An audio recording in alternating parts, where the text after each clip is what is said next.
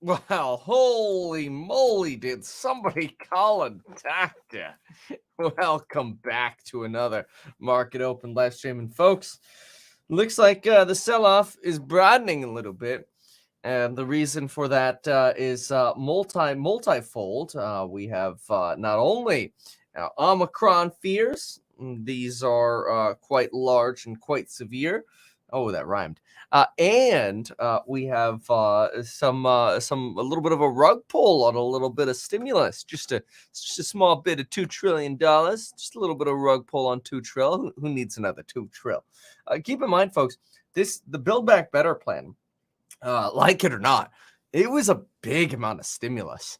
I mean, it was basically, I like to say, an average of about 3 stimulus checks per child for a year. So think about it this way: if you had, if let's say you had 3 children, and you went into 2022 and you were expecting the Build Back Better plan to pass, you could potentially be getting somewhere between $6,000 to $9,000. For 3 children, you could potentially, under 18, you could be getting somewhere anywhere between, honestly, it'd be 9 to somewhere around just under $11,000, depending on the ages of the children, right? $3,600 for children under 6, $3,000 for children under 18, and that's a lot of money. Because when you compare that to the $1,200 stimulus check, $3,000 is almost 3 times that. You compare it to the $600 stimulus check, and it's like 5 times as much money, right? And you're talking about per child.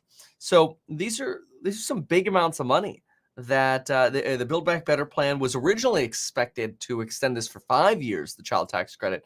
Now is just was expected to extend it for 1 year, at least. That's the House version that was passed. Now we're not expecting to see that at all, unless they figure something else out next year. But that's a lot. That's quite a big bit of potential consumer rug pulling on the stimulus front. Also, to the point of, the child tax credit was costing somewhere around $14 to $15 billion per month. Unemployment at its peak was paying, well, maybe not at its peak, but close to in the summer of this year, was costing somewhere around $3 to $4 billion. So you compare $3 to $4 billion for unemployment, which everybody was always talking about, of how stimulative it is and how it's encouraging people not to work and this, that, or whatever. I mean, the child tax credit was like 3 times as stimulative, 4 times as stimulative as the child tax as unemployment, which is crazy.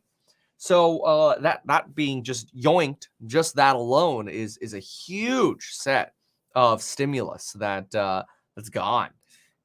So definitely something to keep in mind, that big stimulus removed. I think comparing it to unemployment is really quite helpful, because otherwise it gets a little difficult to really put into perspective how big the stimulus really was. And it's always good to be able to know how big something really is. And sometimes you just have to compare it in size to something else, and then you're like, oh yeah, that is as big as I thought it was. Anyway, all right. So here is our good morning. It is the Dow Futures down 1.14%, S&P Futures down 1.23%, NASDAQ Technologies down 1.35%. We jump on over to bonds. Take a look at it. The 10-year falls under 1.4, really signaling that the market, again, not really thinking inflation is going to be such a long-run issue. 2-year yields also falling. Makes sense, because when you remove potential stimulative measures from the economy, you would expect some form of a drawback in the amount of inflation expectations that we actually have. So not horrible surprise at all that we're seeing bond yields fall along with the market right now. It is quite a bit of a flip, though, for just individual stocks here. Let's jump on over to individual stocks. Really, the only thing that seems to be up right now in the pre-market data that we do have is Zoom and Teladoc, which is pretty incredible. Zoom and Teladoc, obviously your classic stay-at-home kind of place. Your classic, okay, it's time to flee to COVID safety. Where do we go? Oh, yes, Zoom and Teladoc, of course. This is pretty darn typical. It's also something that I think echoes that a lot of the pain that we're feeling right now is actually Omicron driven. Beyond just the stimulative nature of the Build Back Better plan not passing. And that's why yesterday I spoke more heavily about Omicron, because Omicron is something that is going to create substantial fears of, and I think more so fears than necessarily reality. At least I hope so. That's what I was trying to exemplify yesterday. Of course, everybody who, it seems like these days, hears Omicron, they're like, oh, it's just FUD. It's just FUD. Yeah, that's fine. You call it FUD when you look at your portfolio and you're like, oh crap, why is my portfolio going down? Well, markets like to think of worst case scenarios. And unfortunately, when markets think of worst case scenarios, they tend to sell. And that's what we have going on with Omicron. We think that Omicron could be something in the neighborhood of a, 0.5 to 1% remover of global GDP next year, or at least beginning first half of next year. Hopefully, we really just stay on the recovery path, but there are a lot of expectations that travel will be severely constrained and restrained by governments, and we might see some form of restrictions again that unfortunately end up hurting the travel sector and the hotel or restaurant sector and so on. So these are going to be things that sadly we have to. Oh, there we go. A little weird update there. That we have to deal with. So this is interesting. Moderna just popped up 7.8%, and sort of Pfizer's up 1.4%. Probably because you're probably going to be getting like a booster shot for this never-ending COVID thing every 6 months, if you even want to take it, of course. But I would not be surprised at all that that's kind of the future we end up going in. Anyway, some bad news for solar coming out of not only China, but also out of the Build Back Better plan. Build Back Better plan is definitely something to consider in terms of EV tax credits and solar. And therefore, you've got Sunrun now down almost 10%. Of course, crypto's falling as well as we get a little bit of a risk sell-off. Yeah. Let's see here. Plug Power, Embraer back under 14. SunPower down 6.5. Nextdoor down 6. SolarEdge 5.4. Canoes down 5. Enphase 4.55. Back to 180. We had an opportunity to buy this. Gosh, what was it? It was Friday morning. Remember Friday morning? We had such a deep red morning, and everybody was freaking out. And all of a sudden you get this you get this rocketing of pricing that happened later in the day, and it was really quite incredible. But anyway, so let's see here. Then we've got we've got someone here who says, I'm in the solar industry, I sell it, was hoping the Build Back Better plan passed to keep working. Yikes. Yikes. So that's unfortunate. Somebody says sound broken. Is I didn't change anything. Well, hopefully that fixed whatever the problem was. But anyway, so let's see here. A firm $95 bargain. ChargePoint, not a surprise, seeing ChargePoint drop about 3.6 here. Rivian down about 3.5, down to about 9.5. What is this? 94 here. And the thesis was correct that if you wanted to hedge yourself going into this kind of market pain from a month ago, the stocks to short were Rivian and Lucid. If you wanted to short individual stocks, of course. I mean, you could have shorted a lot of different things. But anyway, You've got Tesla sitting about 9.15 or so. Not as bad as the depth of what we had at the beginning of market open or pre-market open. Look at the pre-market open over here, down to 9.03 on Tesla. Really shows that the pain is was something that really began with pre-market open here, but has really started getting limited as we get closer to open. So hopefully we get a little bit of a run during the beginning of the day. No guarantees, of course, but we'll see. Let's see here. All right, let's grab a little bit of the news. Let's see what we got going on over here. Ooh, Moderna's third dose boosts antibodies. You know, this is such a big deal, the antibodies, because there's so much research about how the antibodies are very non-effective against Omicron because of the somewhere around 32 mutations to the tip of the spike protein. So let's see what we have here. Third dose of Moderna increased antibodies level. Woo! Oh, yeah. Increased antibody levels. The 50 microgram booster dose, which is half of the dose used for the primary immunization, saw a 37-fold increase in neutralizing antibodies. The company also tested the 100 gram microgram dose, which increased antibody levels 83-fold. You know what they should do is just do the full dose then. Jeez. The results add to, which I believe you can request. I believe if you mention that to a pharmacist that you have underlying health issues and you'd like the full dose, I'm not sure if they give you a 3/4 dose or a full dose, but you can request the larger dose. You know, I hear that makes the 5G service a lot better. Good coffee. All right. So the results add to a growing body of evidence that the 3 shots will be needed to neutralize Omicron, right? Okay, reassuring. Blah, blah, blah. You know, with Pfizer, they're telling us that you're still likely to get it, you're the Omicron. You're just likely to avoid severe disease, and which is important, you know.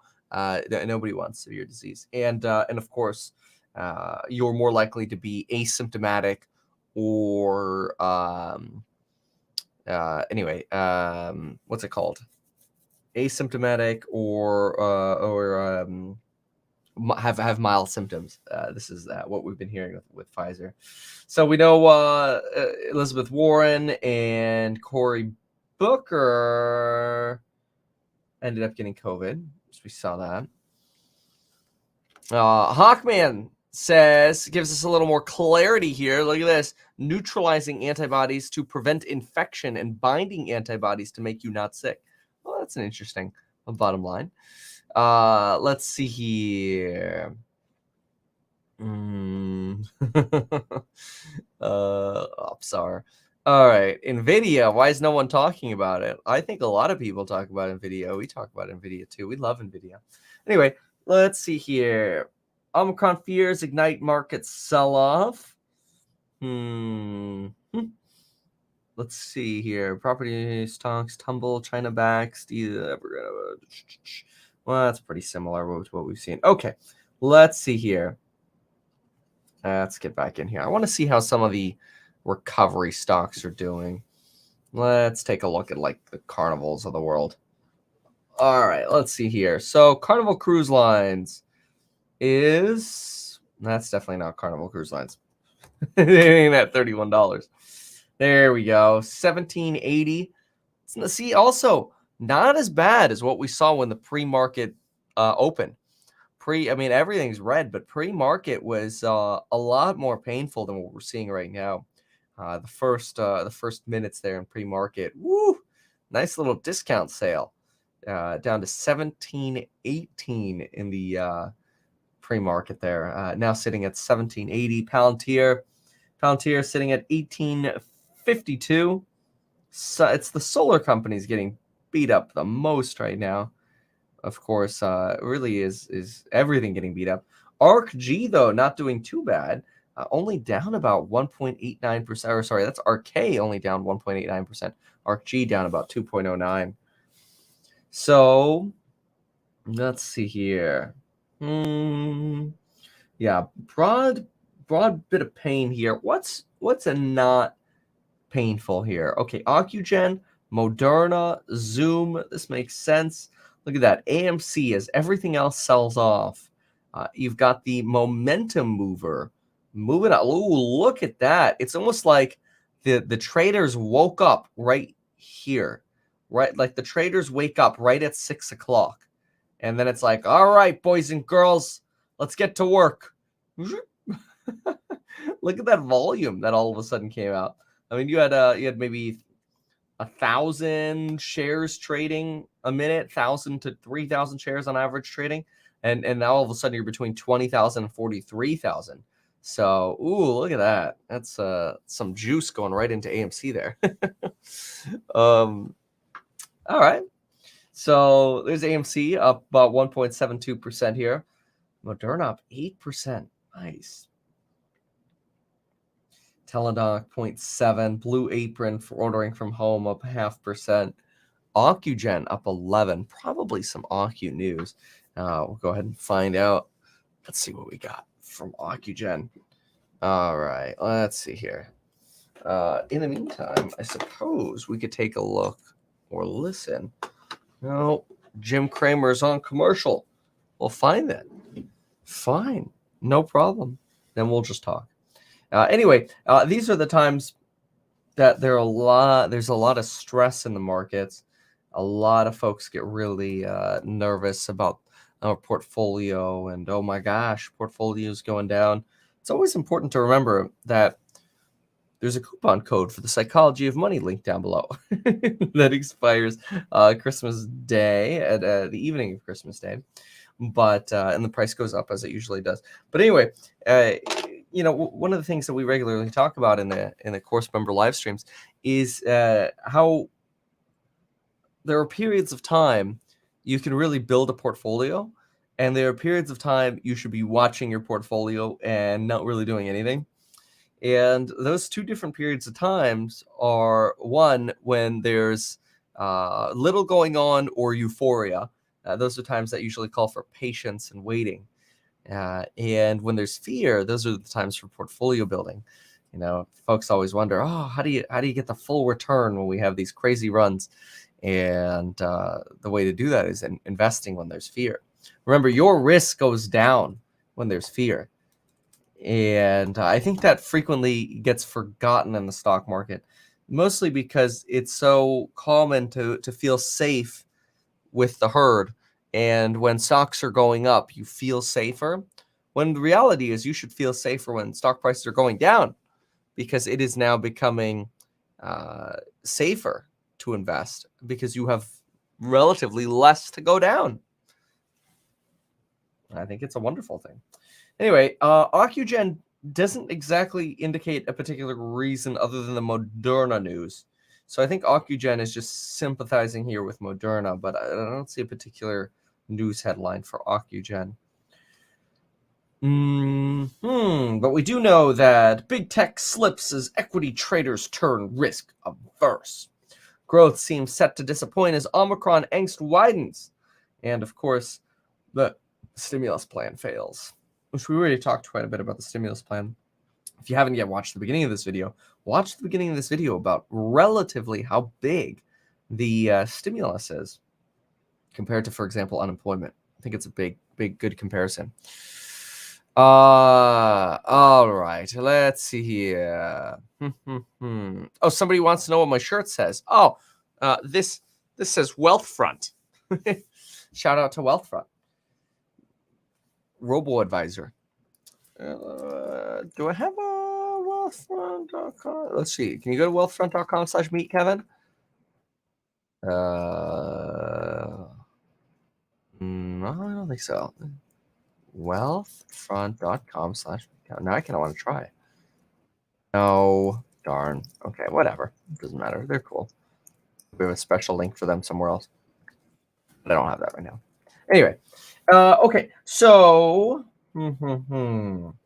solar stocks are really the ones showing the pain here, and I think this is you're going to see some pain in the energy space, specifically because of expectations that the Build Back Better plan was going to pass, which have now essentially been rug pulled.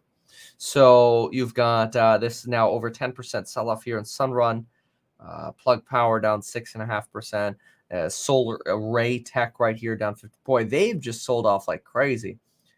These folks make the aluminum and steel component racks for solar panels that can sort of rotate over time with the direction of the sun. It's kind of cool. Let's see here. Even Enphase down 4.8%. Lucid down 4.7%. Robinhood again right back to 18. It seems to be the floor for Robinhood, right around 18. We did briefly on Friday sell past 18 though, down to like 17.13 or something crazy like that. Cloudflare also seems like it hits a bottom right around. It is really interesting to see these regular bottoms, and we just continue to see these. So I'll write down a little bit more of this. So let's see, Cloudflare. So write down net. They seem to bottom around 129. We seem to get Enphase lately has been hitting that 180, and Hood 18 seems to be pretty strong. Matterport I haven't seen really go into the 20s yet, so I'd say probably somewhere around 21 to 22. Matterport 21 to 22, somewhere around there. Let's take a look at audio is always clipping, says someone. Really? Oh, that's odd. I don't think so. Is anyone else having that issue with audio clipping? But anyway, let's see what y'all say. But let's hop on over here for a moment. Let's look at crypto. So let's see here on crypto. We got some red as well. Everyone else says audio is fine. Maybe hit refresh. Thank you for that quick feedback. Anyway, crypto here. Look at this. 45,700 on BTC. Ethereum just under 3,800. Some of the runners this week so far selling down a little bit as well. Polkadot, Avalanche, Terra Luna. You've got Cardano, Solana selling off a little bit today. So definitely some opportunities to go shopping if you wanted to increase your crypto portfolio. Let's go to BTC over here. Let's hit on the 30-minute here. So look at this, folks. We are stretching. It's almost like we've got a new support level here that we keep seeing some bouncing off of. And okay, Weeble, you're very wrong. Where are we? There we go. We'll just go with the 30-minute. All right. So it almost feels like 45.5 is sort of like a little pit stop stopping ground. Just looking at the 30-minute of where we are now and where we were on the 17th and where we hit on the 13th. Let's see if we can back up a little bit. Weeble's not going to make this too easy for us. We'll go to the day chart. All right. Let's see what we have. Weeble just wants to lag out today. I think that's what's happening. Okay, never mind. We won't go to the day chart. We'll try that later. But anyway, a little bit of a pit stop there at 45.5. Next big support, really, if we continue to stay under the 48 and 47 levels, 47.6 levels, next big supports potentially under 40, around 37K. So a lot of folks have been eyeing a potential break under 40K. And last week we got some enthusiasm towards the end of the week that potentially we were going to break above it, stay above that 48K level, but definitely have seen a little bit of a U-turn, unfortunately, back down. And a lot of it comes as we get this broader risk-off sell-off. Here we are in the channels for Ethereum. So Ethereum's still respecting its channels with a 37. Look at that. Yeah, I mean, occasionally you get these draws through here, but otherwise you've really been a well-behaved crypto here, sitting in that channel just like you're supposed to.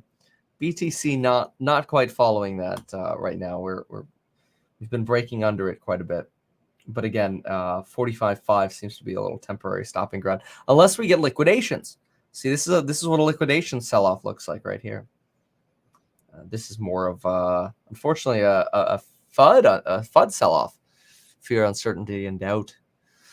Which, remember, fear, uncertainty, and doubt. They're always. I always think it's funny when people, like last year, it was always popular to say, "Oh, something's fake news." Fake news, as if something was a lie.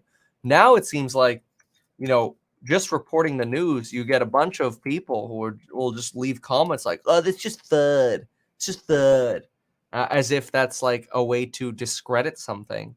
When the reality is, news can create fear, uncertainty, and doubt. So it's kind of like, yes, it does create FUD, but it's also true. Anyway, we'll see how. Wonder if we've got an update on COVID cases in the United Kingdom. Also worth watching different parts of South Africa, which is something that's also very interesting. That within South Africa, you've got different cities. Oh, okay, 129. Okay, well, that's not as big of a jump. The United Kingdom went from 121 cases to about 130 cases. Not as big of a jump we've seen in prior days where we've gone from like 80 something to the 120s. But anyway, watching the different sort of looking at the cities within South Africa. Very interesting to see different rates of hospitalizations and cases. If you look at South Africa more broadly, it looks Omicron looks a lot more benign. But it's also worth noting that in a lot of the big cities, almost everyone has had exposure to COVID or has been vaccinated. Mostly had exposure to COVID. So you've got a lot of T cell response coming to individuals to help prevent that severe disease. We don't have as much natural protection against COVID in America as we do in South Africa. Yeah, so there's definitely a large percentage of folks who may have not gotten vaccinated and never been exposed to COVID, and so that's where some researchers are a little bit worried about how Omicron might spread in the United States. There's probably another reason you're getting a little bit of a fear sell-off as well. This sort of research. Anyway, let's prep to get the bell. And very curious to see how the market's going to open today. We going to rally on this open, or are we going straight to the toilet? Let's see. Here we go. Look here, obviously back some time, but as multiples go, I don't know. You have a better sense for the current business than I do, Jim. I think the business is very strong. This thing's been football, private equity. All right, come on, let's get that bell. Bell coming up now. They have not explained to us. Well, of course, the deal's not done, but what the hell? Why are they doing this? We like Oracle as a very good technology company that involves information tech. I don't get this. Oh, by the way, David, this is a brioni, not a zinc. Oh, that is like, oh man, it's all turning red. Look, all the little green boxes that were like turning red. There we go. What is that? That's a solid 95% red day. Ooh, and it's going down we go. Oh snap. This is the S&P right here, rotating down.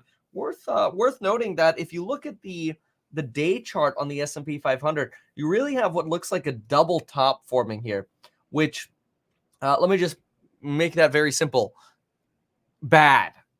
Like noob TA, double top, bad. Anyway, yeah, look at that drawdown there on the S&P. Oh, we got a green candle.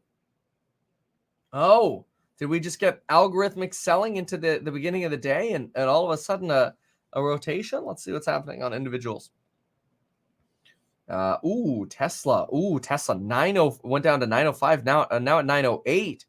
Oh, juicy. Sunrun is down 10.5%.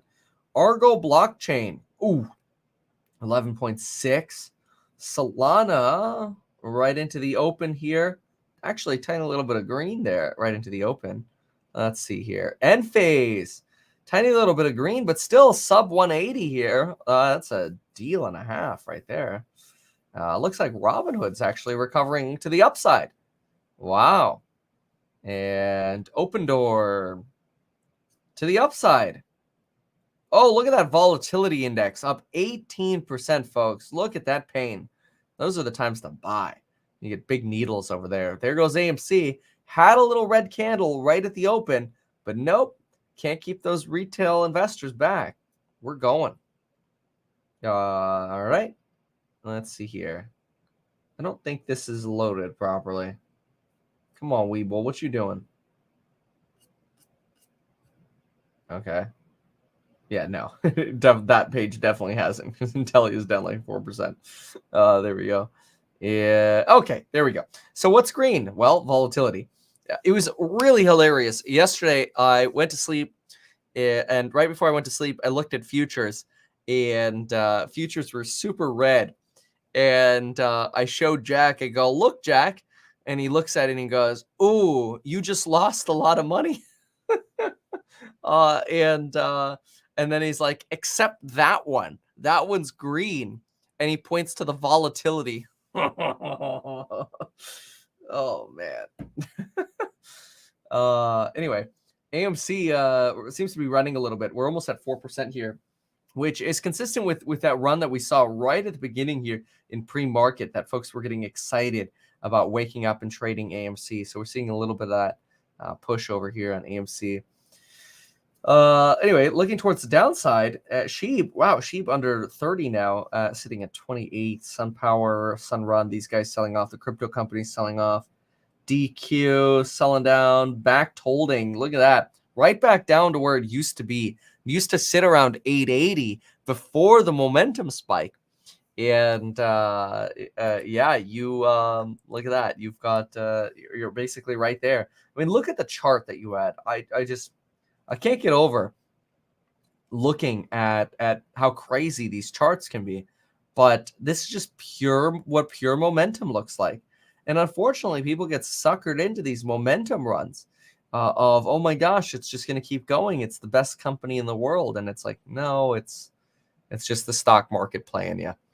It's wild. It's really, really incredible. So Matterport down about 5.5%. Yeah, sitting at 21.58 here. Affirm back at 93. Let's see here. That whole Consumer Financial Protection Bureau letter is such a nothing burger.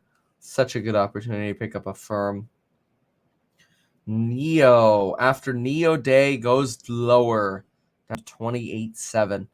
But this was expected. We were expecting Neo Day wasn't going to be something that, unfortunately, with the broader market would make much of a difference for Neo, because Neo's been trading a lot more off of China growth concerns than it has been off of individual company catalysts. I still think the company's great. It's just important to know that if you're in Neo, it's not a folks aren't looking at individual product announcements over at Neo. They're looking at the Chinese consumer and what Evergrande is doing to them.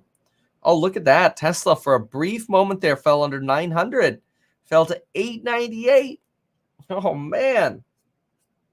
A little bit of a U-turn there. AMC sitting at 4%. All right, let's see here. Let's go take a peek at good old headlines here.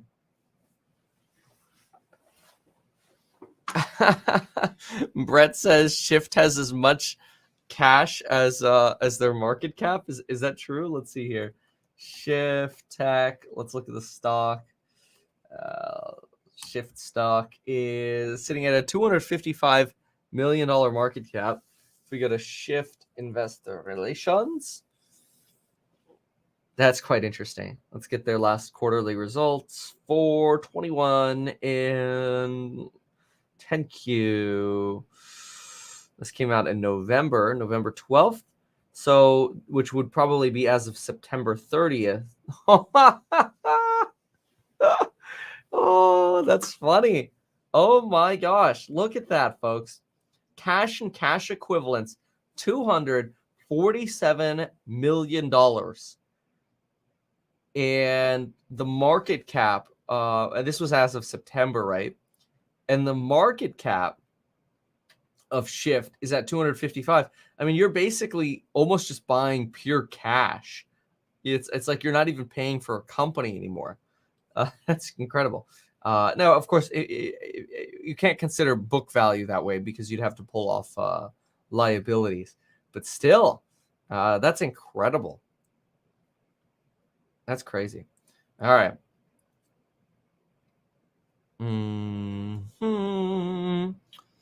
SoFi. Let's take a peek at SoFi. Ooh, SoFi rising a little bit. Somebody suggesting here that Citi just came out with a $20 price target. Somebody else saying here that they are 100% cash. I don't know how you can be 100% cash in this market. Like this is where you should be buying. I mean, I don't know what kind of red carpet invitation you're waiting for. All right, let's see here. Invite. Oh gosh, ouch. So what's interesting is this comes right after Kathy Wood's letter about how the genomic companies and some of her favorites are in deep value territory. She didn't say deep effing value. She may as well have. But despite saying they're in deep value territory, the market does not seem to care. Invite now down 7.75%, at least, the next day. So we're talking the short term here. CRISPR Therapeutics down another 5.4%. Oh my goodness. Intellia's down 4.8%. There's Roblox under 100 again. We know Kathy keeps going shopping for Roblox around these levels. EXPI around $30, $33, not bad.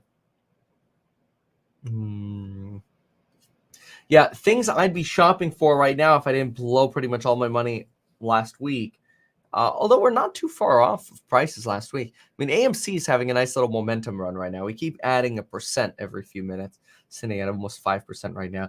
But things, I personally like to stay away from the solar panel manufacturers or installers. I like to stick with the classic Enphase, be picking up some of these alts, Solana, Avalanche, Polkadot on a little bit of a dip. But the therapeutics, unfortunately, they could potentially have a little bit more to go. Roblox, I don't know if I'm convinced yet that we've hit a bottom on Roblox. EXPI seems to bounce off a 32 pretty regularly. We keep falling on Neo as well, which is kind of sad. Lucid really does seem to keep bouncing off of 36 to 38 as well. Ooh, Airbnb. Do we have an opportunity on Airbnb yet? Airbnb is running again. I mean, we only went down to about 151. I really have been looking for Airbnb to try to get to about that 139 support level. That's what I've been hunting for. Yeah, market does seem to be recovering a little bit right now, so there'd be an opportunity to do some shopping. Tesla went down to 898 and is now back to about 909. So we're getting some green coming in here. This is very similar to the movement that we saw on Friday. On Friday, we saw the market turn quite red within the first few minutes. And then after turning red, then again, look at the SPY there. That is crazy weird drop just in this last minute.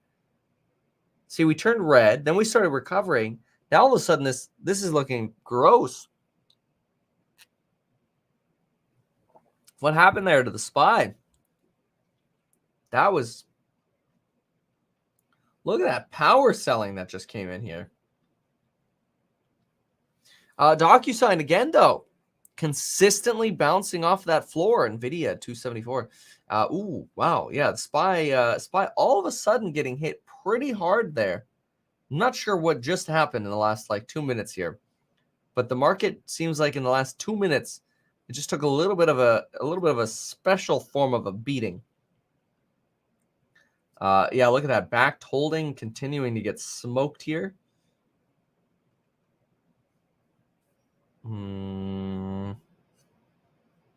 Let's go over to Tesla here. Not as bad of a move over here. Enphase still up from where it was this morning. Apple also had that move this morning. Ooh, Microsoft. Nice rotation down here. $10. Mr. Malik wants to know if you're planning to buy a residential property in the next 9 to 12 months. It sounds to me like you need to be in the course. We talk about this kind of stuff and strategies all the freaking time. I mean, short answer is I would never squander a good red day. And to me, it looks like we've got ourselves a good red day. And that's the short answer. All right. But yeah, these are the kinds of things we can go deeper in on the course member live streams, strategies, and of course in the lectures, which you get lifetime access to with those programs down below. And the lectures really help especially when the market is red like this. It's so critical. It's so much more than just buy sell alerts. It's really changing our mindset, and you should be feeling like you want to get to the point where you're feeling excited about markets like this. These are the opportunities. This is when the money's made. Anyway, so Moderna pulled back. SPY just had a little bit of a weird sell-off. SoFi's actually green now, possibly with that maybe that price target upgrade somebody had mentioned.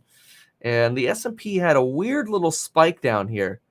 Yeah, larger sell-off. That must have been some form of an institutional sell-off here. But beyond that, it seems to be recovering again.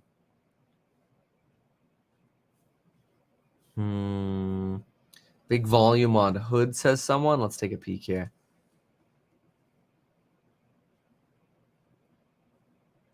Yeah, Robinhood at 1866 right now.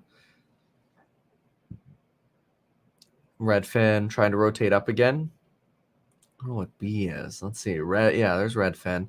Let's see. Here's Neo. Neo hit a low of about 28.55. Seems to be popping off of that. AXBI getting off that 33 level again. Lemonade really seems to have hit its bottom around 40 as well.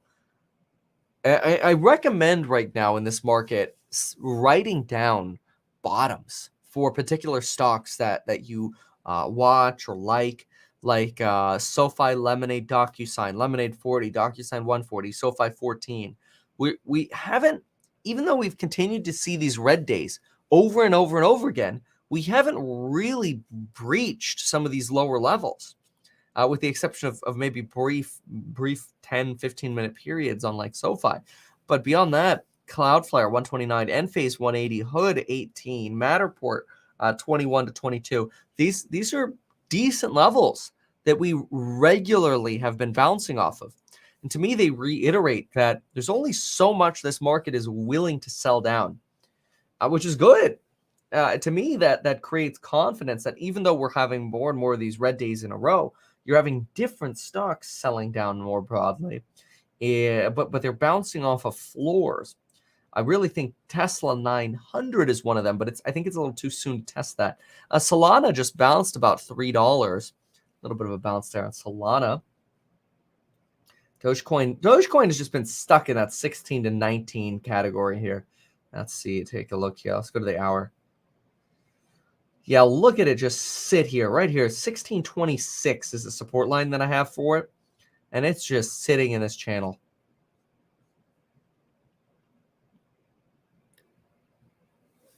Kramer, not really. Let's just say percent of the stock. What has it done?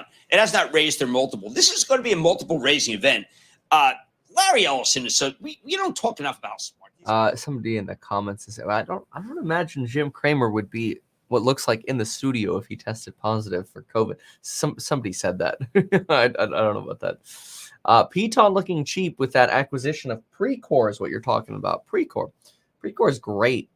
Yeah, Piton. I think let me see. Have they been kind of hitting a floor too? I think so. Yeah, look at that. They've kind of been dragging along the anchor over here around that. It almost looks like 40 level. Yeah, I'd say so. Right around 40, a little bit of a floor. I mean, I know it extended down within a day to about 36, but right down Piton 40 as well. Seems like you're hitting a little bit of a floor there.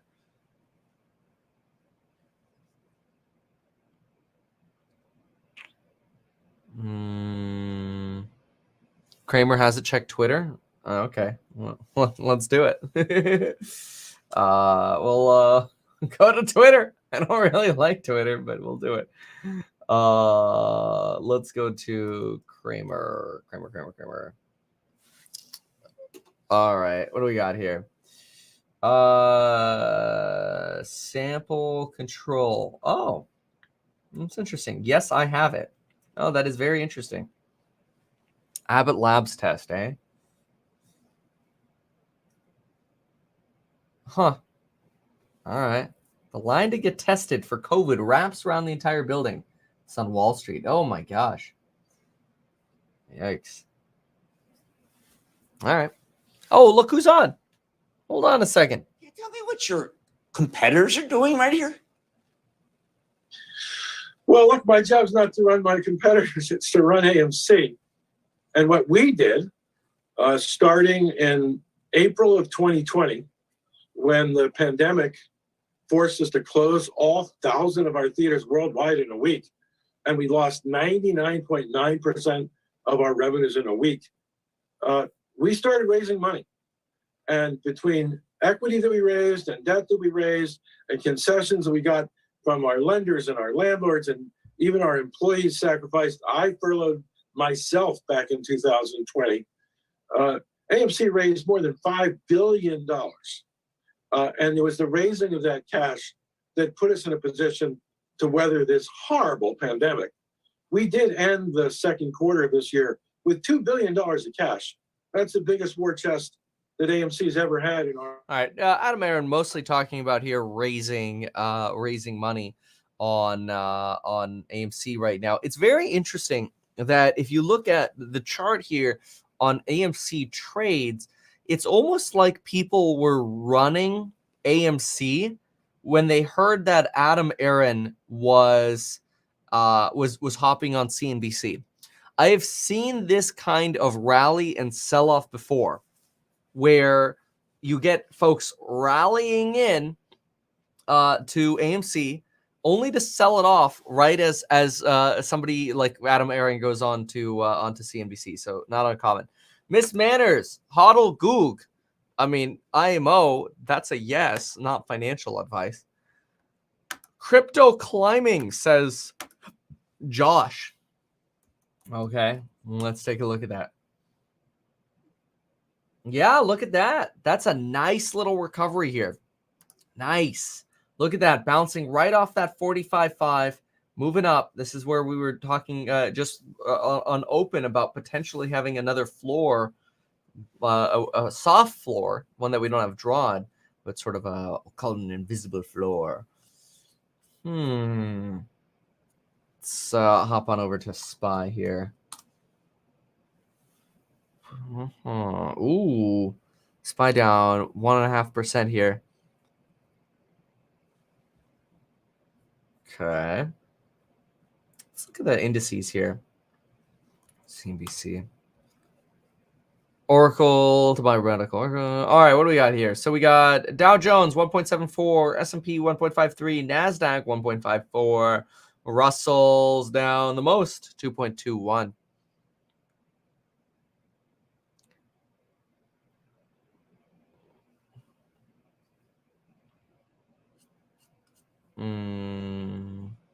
Zoom.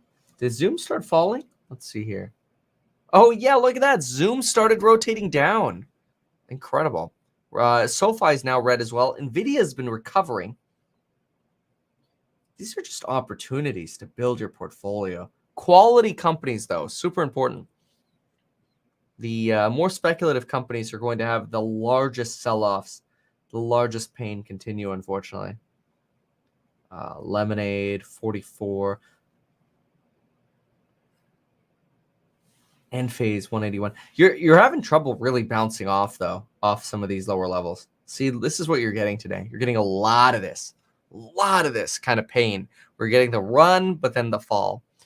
Britt, shout out to Britt. Thank you so much. Britt just became a course member. Welcome aboard. Great to have you. And then on top of that, you donate $5 as well. That's amazing. Well, thank you for that.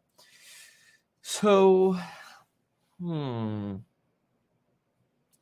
okay, let's look at some headlines here and see what's really driving the market beyond what our expectations already are, which is the sell off after the Joe Manchin rug pull on big fat stimulus.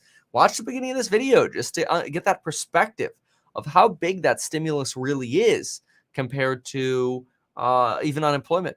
Very interesting. AMC just went red on the back of AMC Adam Aaron's talk here. Not a surprise, though. I really think that folks were buying into this one leading up to the CNBC talk. Stocks drop amid low volume. Treasuries advance. Yeah, so treasuries are so critical to watch.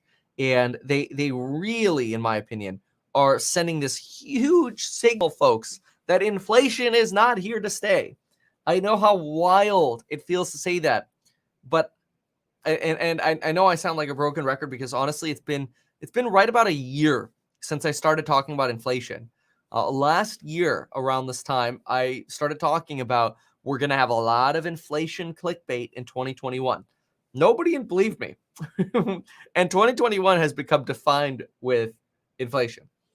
But anyway, despite this, the bond market is telling us pretty dang clearly that inflation is not the big risk going forward.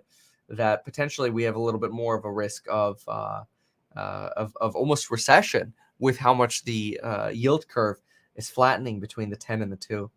But we'll see. Well, now the 2 is starting to rotate down, so we'll see. We shall see. All right. What else? Headlines. Yes. Let's see. Financial Times. See if we got anything out of the United Kingdom.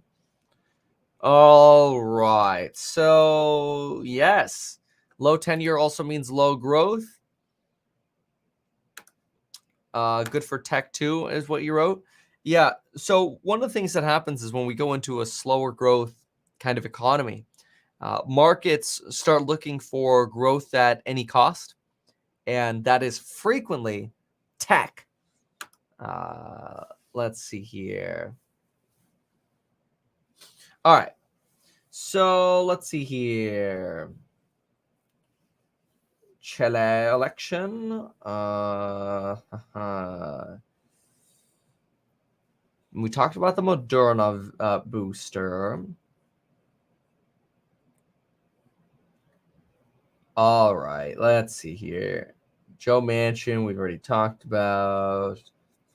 No. All right, let's jump on over to BBC. See what we got here.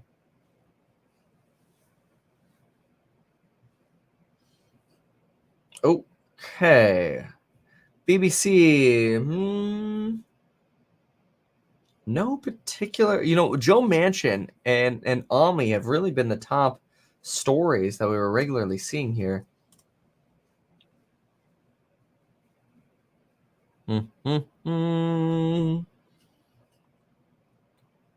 Stocks, oil prices. Okay, we already saw this. Yeah. Otherwise, not a lot of varied news here. Mostly Joe Manchin and Omicron. And yeah, I see the talks here about inflation. We did talk about that as well. Yes, not having a $2 trillion stimulus package reduces pressure on inflation and potentially the market's view that inflation might be much more under control. The problem is you're in this environment where what if the market was pricing in the Build Back Better plan? The Federal Reserve responds by suggesting we're going to have 3 rate increases in 2022, but then all of a sudden we get rug pulled on the $2 trillion package. Is the Fed potentially being too aggressive with 3 rate increases now? Big question. If it's true that the Fed is being too aggressive now with 3 rate increases, you potentially have an upside rally in the event that the Fed U-turns, although we don't expect the Fed to really announce that kind of U-turn. And we won't get another summary of economic projections until March, I believe, which is quite a while. But anyway, yeah, let's see.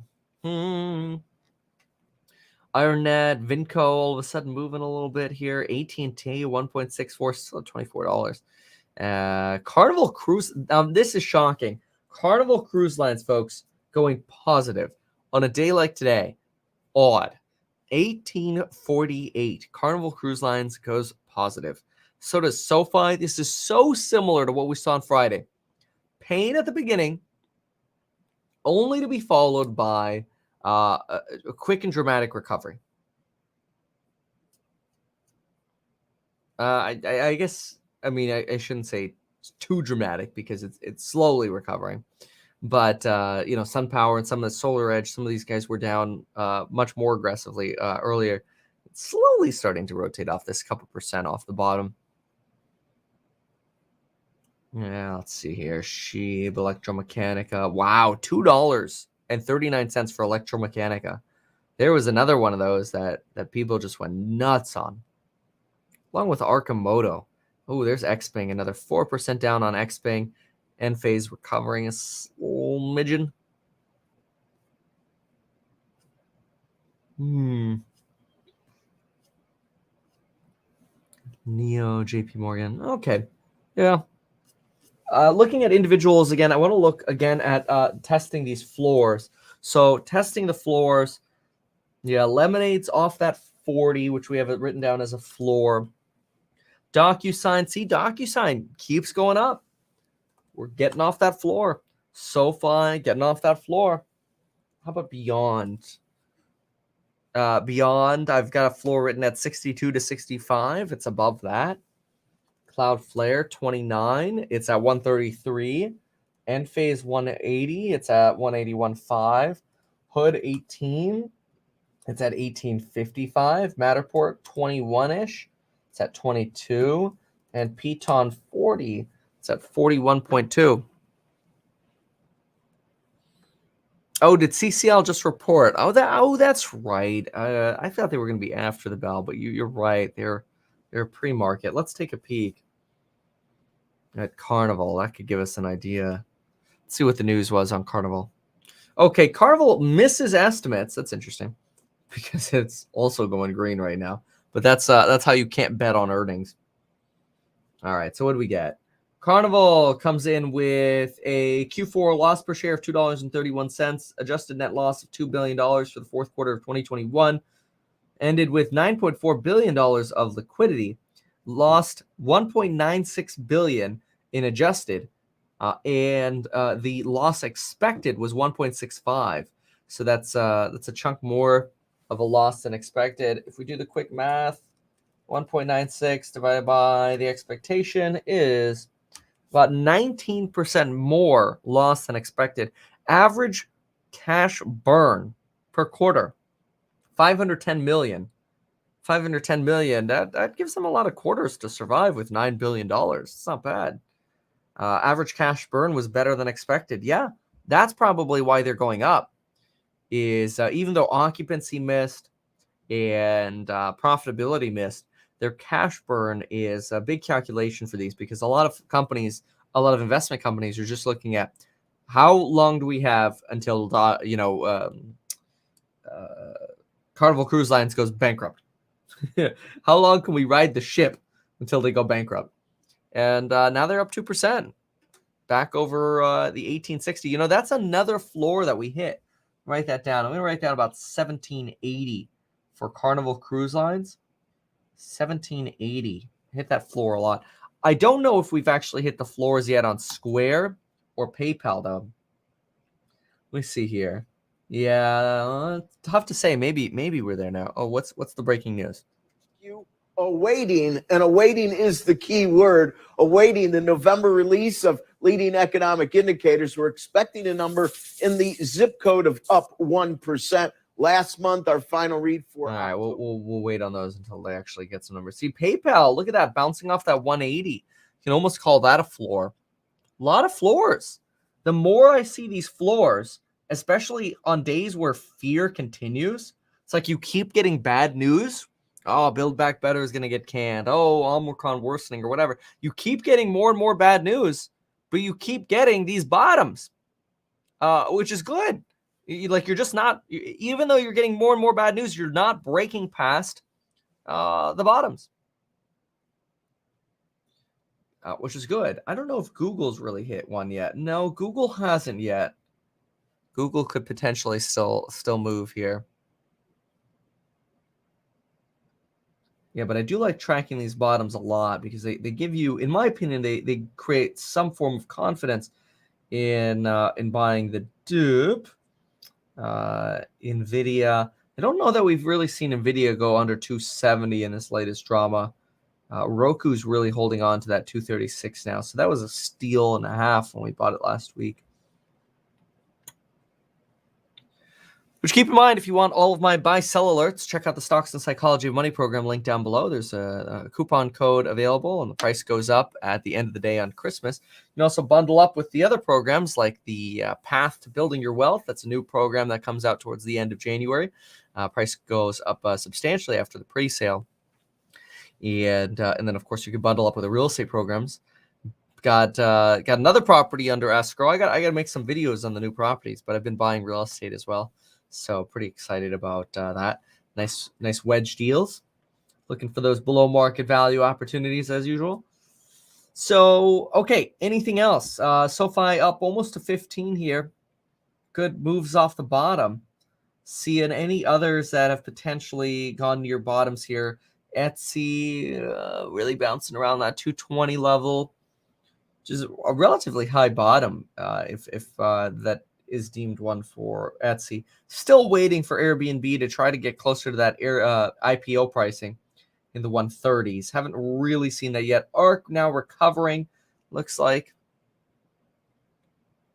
Yeah, ish.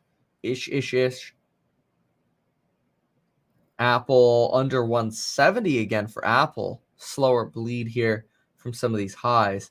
Yeah, there you go. You're getting that U-turn here.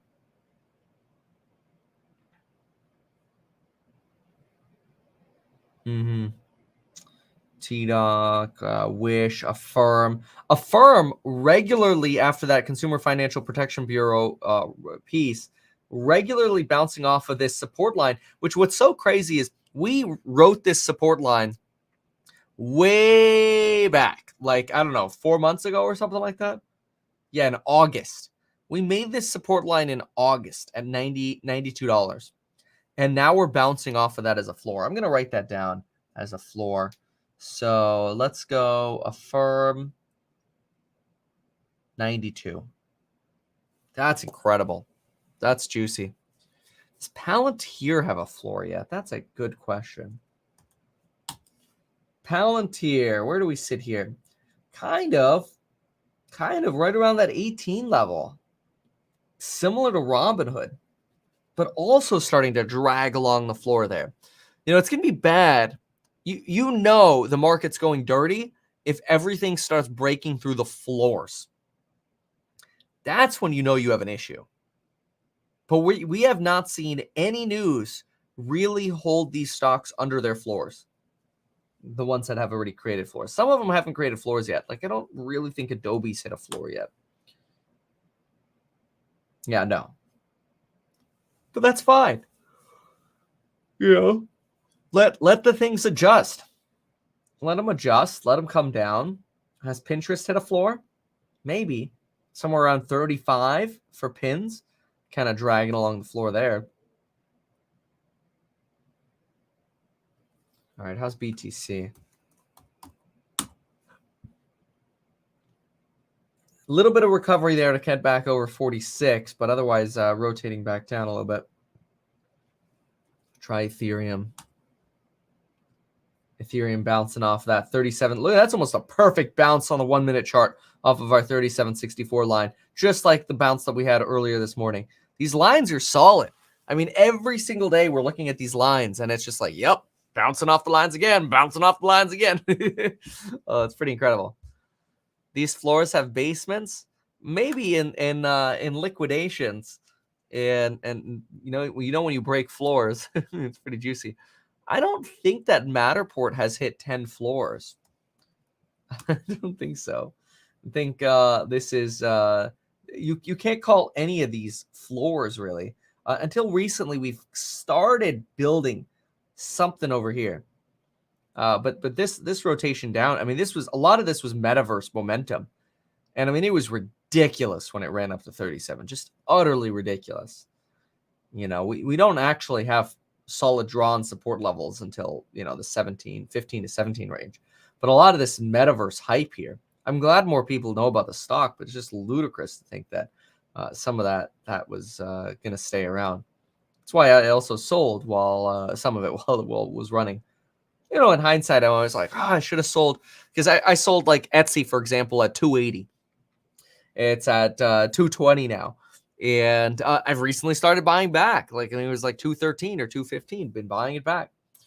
And I always look back and I'm like, those are the moments. Should have just sold everything, right? It's so easy to think that in hindsight, because the suspicion was right that we were going to go into a dirty time. But sometimes you can have that intuition and you don't have the full swing follow through. But that's okay. You know, lowered my cost basis a chunk, and yeah. Or it gives you an opportunity to buy in lower. So I think my cost basis on Etsy is close, way down to like the 130s, 120s or something averaged in. But still, I mean, if you're at 280, you sell some and then you rebuy at 220. What you're really doing is you're increasing. Technically, you're increasing your cost basis, but what you're doing is you're picking up more shares at a lower price, at a lower high price. So you're expanding how many shares you have. This is why I hate people looking at cost basis all the time, because you could literally have a cost basis of 130, have, let's say, 1,000 shares. Just really not going to do the math on this. It runs up to 280. You sell a couple hundred shares, drops to 220. You buy 400 shares. Well, now that 130 cost basis has technically gone up, even though you took some profit out, and now you have more shares. So like cost basis is like the most toxic thing. And so when people ask like, oh, well, what's your cost basis? Who cares? Who freaking cares? If you care about cost basis, you're not really an investor, in my opinion. Because what you're doing is you're trying to convince yourself not to buy when your good stocks are having discounts, but those are higher price discounts. It's kind of like some people they'll buy $30,000, $40,000 of Tesla, and then they let it sit there for years just to show off like an ultra low cost basis. It's like, I cannot believe you have missed out on buying more Tesla because you don't want to increase your cost basis. Like, that is the definition of dumb. But whatever. People on their cost basis, it's like having fancy clothes. They want to look good, but it's not much underneath. It's silly. Anyway, let's see what Tesla is. Tesla. Ooh, 908. All right. Enough ranting. I could do more ranting, but I don't want to. We have, let's look at the broader market here.